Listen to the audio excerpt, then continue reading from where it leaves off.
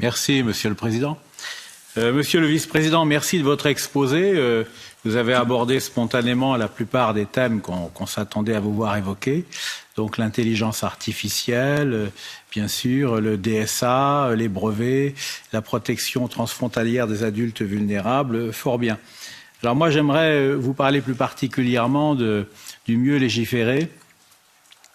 Dans cette présentation du mieux légiférer que vous avez faite, il y a deux sujets qui me fâchent un peu.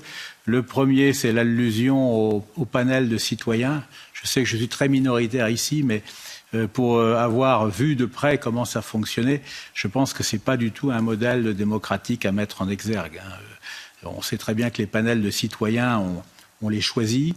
Une fois qu'on les a choisis, on peut très facilement les encadrer et guider leurs réflexions. Donc, pour moi, ce n'est pas du tout un bon modèle. Donc, je tenais à vous le dire. Alors, pour être plus constructif, le deuxième souci, c'est le principe one in, one out. Ce fameux principe selon lequel, à chaque fois qu'une règle nouvelle de l'Union apparaît, eh bien, en contrepartie, en quelque sorte, on en supprime une autre. En toute logique, je devrais être pour, puisque je suis comme mes collègues, je m'affole souvent de la prolifération des règles européennes. Mais cependant, je vais vous étonner, je pense que ça n'est pas viable, ce principe-là. Je pense que c'est une pure opération de communication pour convaincre les citoyens européens que le volume de règles ne croît pas alors qu'il croît sans cesse. Et c'est inévitable. Les solutions humaines auxquelles on a à faire face sont de plus en plus complexes. Des sujets nouveaux apparaissent. L'intelligence artificielle, par exemple. Et donc, tout ce qui est lutte contre le climat, contre le dérèglement climatique aussi, qui est un thème relativement nouveau. Donc, il est inévitable que les règles juridiques se multiplient. Je crois qu'on devrait le dire aux citoyens, plutôt que de les nourrir du mythe de la simplification du droit. Non, nous vivons dans un monde de complexification du droit. Donc, je pense que ce principe one in, one out, il faudrait y renoncer, parce que pour moi, il n'est pas crédible.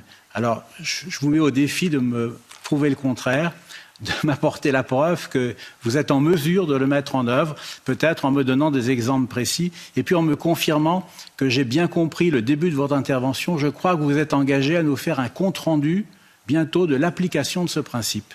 Donc, merci d'avance. Pour ce qui est du one in, one out, il y a du pour, il y a du contre. On a entendu M. Garcia Blanco et on a entendu M. Le Breton.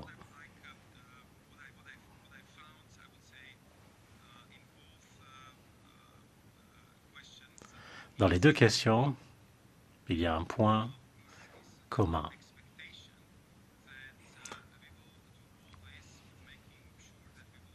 En agissant, il faut préparer de bonnes lois avec la charge administrative la plus mince possible. C'est-à-dire faire ce qu'attendent de nous les citoyens, les entreprises européennes. Monsieur Garcia Blanco, je comprends tout à fait ce que vous dites. Monsieur Le Breton y a fait référence, mais notre but n'est pas de déréguler.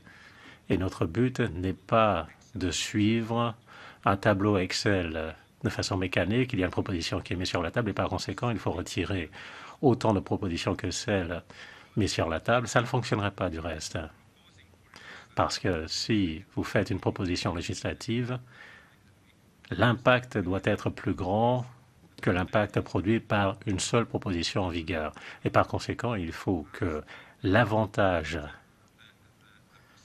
à introduire un nouveau texte couvre beaucoup les coûts constatés. Donc il faut veiller à cela, mais il faut également veiller à ce que les coûts ne soient pas prohibitifs.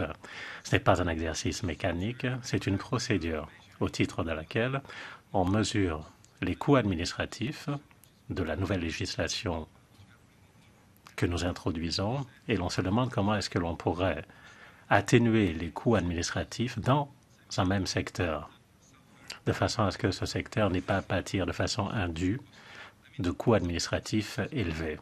Alors, c'est un processus d'apprentissage. On y travaille d'arrache-pied, comme je l'ai dit. L'approche et la discipline de nos experts ont changé parce qu'ils savent mieux quels seraient les coûts de reporting, quels seraient les coûts opérationnels, et cela nourrit leur réflexion dès le départ. cette nouvelle approche.